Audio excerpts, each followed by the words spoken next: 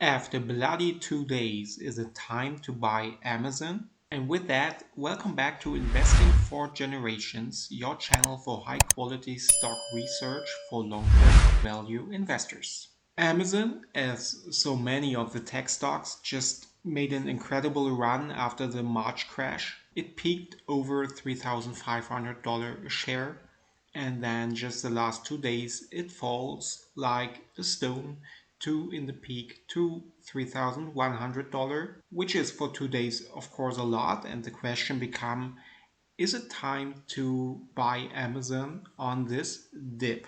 I think most of you just know Amazon, so I just want to say a few words about the history of Amazon. Amazon was founded in 1994 by Jeff Bezos and started just as an online marketplace for books. From these just bookstore, it just grows into the biggest player on the e-commerce market right now. And it's the most valuable retailer in the United States by market capitalization right now. And also their Amazon Prime had surpassed the 100 million subscribers worldwide, and I'm one of them, as many of you too, I think. But with Amazon, there's also the worst decision I ever made on the stock market, I think, or I can remember at least, because I was a stockholder of Amazon in 2014 and 15, and I bought my stocks around $350 and sold them a little bit over $500 and was very happy with this 50% gain. I think if you look how the story goes on afterwards, this was kind of a mistake because since then Amazon was 7 times more worth. So this was really a bad decision. I regret that, and at some point I even didn't look at Amazon because this really hurts.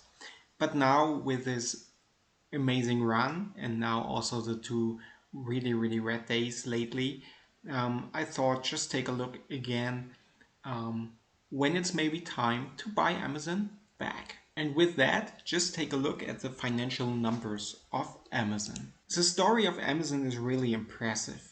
And as I said before, they just started as a book retailer and then it just grew over time to these incredible numbers of 300 billion revenue per year. And with that, of course, at least lately, also they made a lot of profit. I mean, for a long time they wasn't profitable as so many of these growth stocks, but lately they just make money and they make money big time. And this come from e-commerce on at first place. Amazon has a market share of almost 50% of the e-commerce in the US. This is an amazing number if you think about. And also the Amazon Prime households. This is also an incredible number. Almost 55% of the US households have Amazon Prime. It seems like there are more people living with Amazon Prime than don't. And that's just impressive and just shows the unbelievable market position of Amazon. And not just that, Amazon also leads the cloud market by a mile.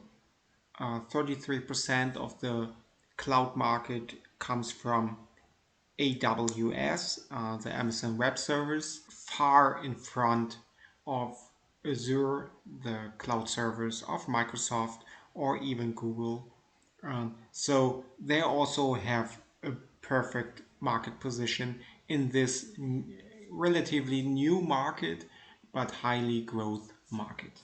And all of this impressive long-term growth results in also big earnings lately. The earnings per share just rises over time, and now with the pandemic situation and more e-commerce, it rises even more to $26 per share in the trailing 12 months. And also when you look at the return of investment, it's almost at 15%. So this is also a good number.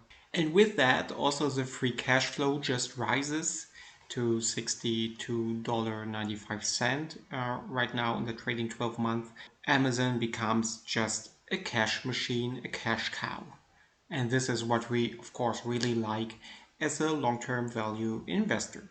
And all of that happened little debt. Debt equity ratio is just at 0.45. And on top of that, they have over $70 billion of cash in hand. So overall, Amazon has a has great financial numbers as a cash cow, has a more than solid balance sheet.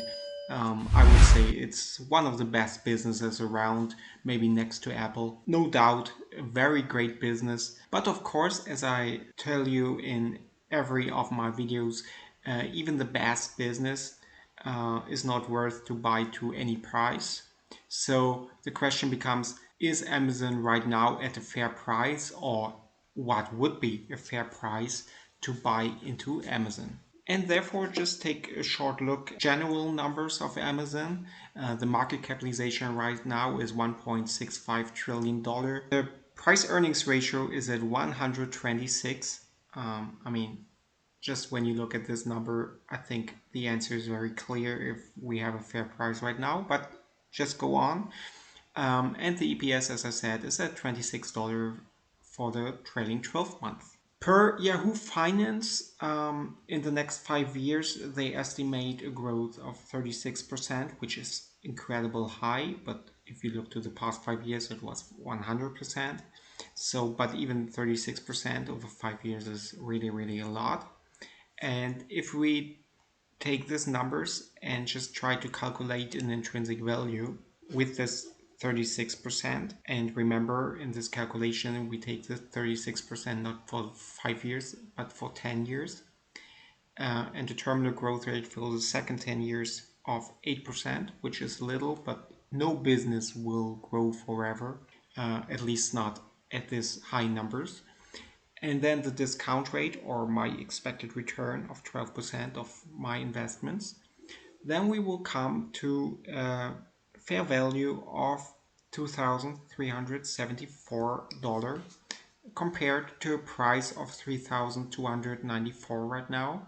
And so we could imagine, when you see the PE ratio, Amazon right now is still overvalued by around 40%. So for sure, even if it's a great business and one of the greatest businesses around right now, it's not a buy for me. If you subscribe to the channel or stick with me for a while, you know I like to buy my companies way below the intrinsic value.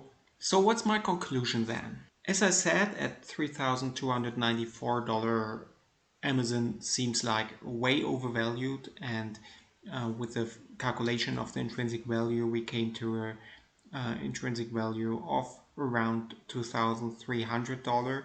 But even this for me seems too much, because I just can't imagine a company can grow for 10 years on a level of 36% or more. This seems for me incredible, at least when you have a big player like Amazon. Amazon is so big right now, I just can't imagine they grow at this tempo for another decade. I set my mark at $2,000, and if Amazon ever will hit the $2,000 mark again, I will take a first position. But of course, I know this is very unlikely right now with this bull run. But just think back 6 months in the depth of the pandemic crash. There was a chance to buy into Amazon even below $2,000. And I didn't, because not just that I sold my shares way too early in 2015. No, I also missed to come back in the March crash. Seems like a double thought. But however, this is my mark, and if we will reach this, maybe in the next correction or crash, I will take a position, at least a first position in Amazon, because as I said, even for me, Amazon is one of the best businesses around and will be for the foreseeing future. Great business, just overpriced right now. That's it for today. If you liked the video, give me a big thumbs up, subscribe to the channel and ring the notification bell to never miss another video. And then we will see the next time with another analysis of another stock out of my watch list. See you then. Take care. Bye bye.